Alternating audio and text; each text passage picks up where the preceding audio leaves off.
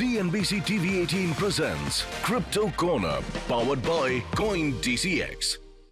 As promised, let's shift our focus now to the space of crypto, and Santiago Roel Santo, who is Chief Executive Officer at Inversion, now joins us to discuss more. Santiago, hi. What's your sense, really, when you look at the kind of rally that we have seen in the crypto space so far? Your take on this year, and how are you looking at 2026 likely to be? Hi, Manisha. Thanks for having me on. 2025 has been a hallmark year for crypto. We have a very different regulatory environment, and you've seen more and more institutions adopted. Certainly, crypto asset prices have reflected that, but we're at a pivotal inflection point in the industry where finally it's more legitimate. It is more recognized, and businesses, not only in Wall Street, but in Main Street, are realizing the opportunity to really harness the technology, which is blockchain, which has been in development for the better part of a decade. As you mentioned, well, yes, crypto technology is growing, and massively so. How do you read into that, and how will it evolve into real-world asset classes?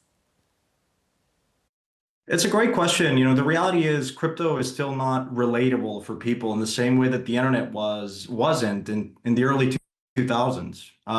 Crypto finds itself in that similar situation where you are seeing tokenization endeavors by the likes of BlackRock. You're seeing stablecoin adoption. Companies like Visa and Revolut and other large financial institutions are adopting stablecoins.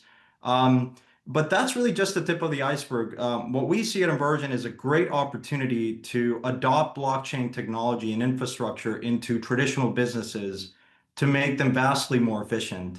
And you're already seeing that play out in certain businesses where companies are using, like Visa, are using stablecoin rails to settle 24/7 and instantly in a faster, better, cheaper way.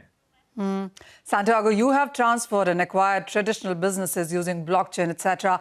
How many companies is that, and how do you look at the overall ecosystem from here on? I mean, as I said, the opportunity is vast. You know, it's not just tokenization and stablecoins. Every business will be using blockchain technology over the next 10, 20 years, in the same way that they started using the internet over the last 20 years. And that's, I think, the real opportunity that we see at Inversion, which is adopting blockchain technology and applying it to businesses like a remittance operator. You just saw yesterday, one of the largest remittance operators, MoneyGram, start using stablecoins to move money cross-border faster, better, cheaper. And so really, when you think about the opportunity at hand, we have businesses that continue to use antiquated infrastructure. The financial system predates the internet. And that's all really you need to know to appreciate the opportunity, which is blockchain and decentralized finance. All of this technology that's been developed for the better part of the last 10 years is mature enough to be applied at scale. And so when we think about the businesses that we want to go to acquire, we have very specific sectors that we like telecom, finance businesses, especially if it's cross-border trade. Those are the type of businesses where we see a material cost improvement and the opportunity to change the unit economics of that business in its own right. I get your point there, but in US right now, what we're looking at in sense of legislations is for stablecoins, and market seems to be believing that this can come for tokenization and even real-world cases. Your take on this? That's certainly the way it's been playing out. You know, there are a variety of flavors of stablecoins, from Tether to USDC, which is launched by Circle. You're seeing Stripe launch its own payments-based blockchain.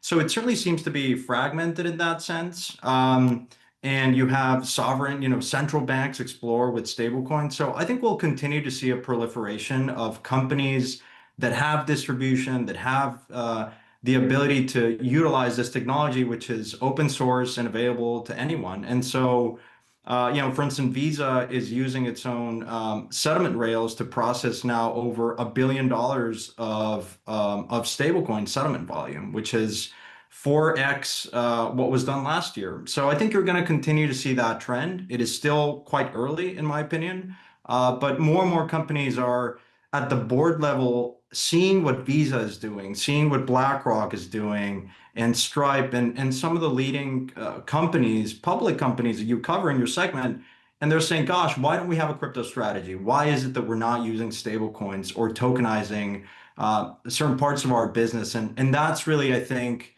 talks to what you're talking about, which is an increased adoption of this technology. And certainly you see different flavors. As you know, there's many different blockchains and type of stablecoins. So I think that trend is going to continue to persist. Santiago, I get your point when you say that most traditional asset classes and companies perhaps would be looking at blockchain as a technology in the next 10 to 20 years. How would you look at tokenization, though? Is it going to be limited to some, or do you see a widespread of that too? And what macros from here are you looking at? Certainly, look, you just saw a rate cut, which is monumental in the U.S. I think that's obviously incredibly important. Crypto is a risk-on asset class, so of course rates and Fed policy factors into that. I think as it relates to tokenization, you're going to continue to see crypto companies go public. You just saw, of course, earlier this year, Figure Technologies went public. You had Circle go public, and that's been well received by the market. I think there's a lot of excitement from market participants to continue to get exposure to this asset class. Figure is a great example of a company that took a particular product in the financial services industry, which is HELOCs, and has made it more efficient by utilizing blockchain. And so that is a really interesting case study of how companies can apply crypto to make their back-end infrastructure more efficient, which is a little bit unique in the sense that most people have thought about crypto as a speculative asset class, which is it's Bitcoin, it's some of these crypto asset prices and tokens. And, the industry is large, it's come a long way, but it's still not, again, very relatable. A lot of the conversation with crypto is just about crypto asset prices. I think you're going to continue to see over the next 5-10 years, more and more conversation about the actual technology and how large companies, public companies of all sizes, utilizing this technology. And that's one of the things that's most exciting. Of course, macro plays into the equation. But the analogy is, companies are not making a decision of whether to use AWS or Azure because the price of Amazon or Microsoft went down 20, 30, 40%. They're using those infrastructure services because they render a really good service. And I think that's the next chapter of crypto, which is, yes, prices are important, but the actual technology will take more of a driver's seat in the conversation with businesses. And that's something that you've just never seen in crypto before. Oh, absolutely. These are those times that we have seen the cryptos do quite well. And the kind of conversations that we are looking at globally also have been quite supportive. Santiago, thank you so much for that conversation. And with that, we slip into a short break. More news and developments on the other side. CNBC-TV18 presents Crypto Corner, powered by Coin DCX.